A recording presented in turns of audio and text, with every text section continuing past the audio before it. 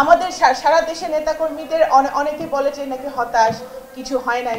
আমি বলবো ভাই, আমার তো মনে হয় পুলিশের সামনে, ডিবির সামনে দাঁড়িয়ে আমাদের প্রত্যেকটা নেতাকর্মী সারা বাংলাদেশে যেভাবে যুদ্ধ করে চলেছে, আমি মনে করি যদি এদেরকে কোনো পুরস্কার দেওয়া যায় সারা বাংলাদেশে, এদেরকে একেবারে শহীদ জিয়ার সাচ্চা সৈনিক হিসেবে প্রত্যেককে পুরস্কার দেওয়া উচিত।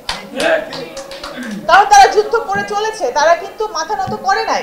শুধু তারা না, তাদের পরিবারদেরকেও ধন্যবাদ দেওয়া উচিত, তাদের পরিবারদেরকেও অ্যাওয়ার্ড দেওয়া উচিত। কারণ জানেন, কারণ ছেলেকে না পেলে বাপকে ধরে নিয়ে গেছে, ছেলেকে না পেলে বউকে অপমান করেছে, ছেলেকে না পেলে তার বোনকে অপমান করেছে, তাদের বাচ্চাদেরকে ধরে নিয়ে যাওয়া হয়েছে লোকাল থানায়। এটা আমরা নিজে সকলেই আমরা যেটা জানি, ঢাকা শহরে হচ্ছে না, বাংলাদেশে হচ্ছে। আমাদের আগামী দিনের প্রধানমন্ত্রী জনাব তারেক রহমানকে তারা মিথ্যা মামলা সাজা দিয়েছে। ওনার সহধর্মিনী, যিনি কোনো রাজনীতিতে নাই, উনি ডাক্তারি পেশায় নিয়োজিত, ওনাকে একটি মিথ্যা মামলায় সাজা দিয়েছে। সুতরাং তারা তো বিএনপিকে দমন করার জন্য এবং বিএনপির নেতাকর্মীদেরকে দমন করার জন্য এই ষড়যন্ত্র কিন্তু আজকের থেকে না, এই ষড়যন্ত্র চলছে সেই 80-র দশক থেকে। সেই শহীদ রাষ্ট্রপতি জিয়াউর রহমানের মৃত্যুর মধ্য দিয়ে বিএনপির বিরুদ্ধে ষড়যন্ত্রটা শুরু হয়েছে এবং বিএনপির সকল ষড়যন্ত্র মোকাবেলা করে কিন্তু আজ পর্যন্ত আমি মনে করি আমাকে এই যে 7ই জানুয়ারি বিনা মানে এই যে কি বলে ডামি নির্বাচন, আমরা বলি ডামি নির্বাচন গেল, এই আওয়ামী লীগ আমরা খেলা দেখলাম, হ্যাঁ, ওবায়দুল কাদের সাহেবের খেলা দেখলাম। এই খেলাধুলা দেখার পরে আমাদের সারা দেশে নেতাকর্মীদের অনেকে বলে যে নাকি হতাশ, কিছু হয় নাই। আমি বলবো ভাই, আমার তো মনে হয় এই গুলির সামনে,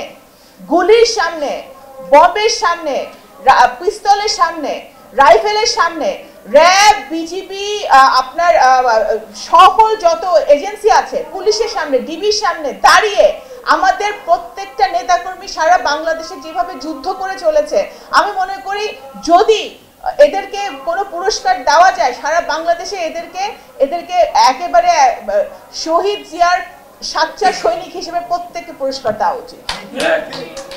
কারণ তারা যুদ্ধ করে চলেছে, তারা কিন্তু মাথা নত করে নাই এবং তারা জেলে থাকলে জেলে থেকেছে, না হলে বাইরে থেকে গাছের নিচে, নৌকাতে, পানিতে, জঙ্গলে।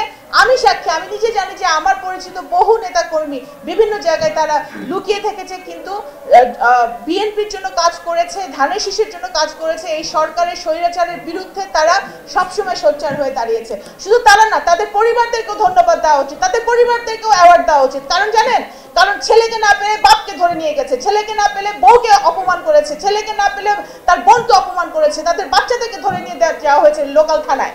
এটা আমরা নিজে সকলেই আমরা যেটা জানি, ঢাকা শহরে হচ্ছে না, বাংলাদেশে হচ্ছে। তো সুতরাং আমরা এই দেশ দেখার জন্য সালাম ভাইরা মুক্তিযুদ্ধ করে নাই, এই দেশ দেখার জন্য আমার বাবা মুক্তিযুদ্ধ সংগঠক ছিলেন না, এই দেশ দেখার জন্য শহীদ রাষ্ট্রপতি জিয়াউর রহমান মুক্তিযুদ্ধ করে নাই, স্বাধীনতা ঘোষণা দেয় নাই। আমরা মুক্তিযুদ্ধের যারা প্রজন্ম আছি, আমরা যারা মুক্তিযুদ্ধকে আক্ষরিক অর্থে ধারণ করি, আমরা এই বাংলাদেশ দেখতে চাই না। আমরা সেই বাংলাদেশ দেখতে চাই যে বাংলাদেশ শহীদ জিয়া সৃষ্টি করেছিলেন, স্বপ্ন দেখেছিলেন।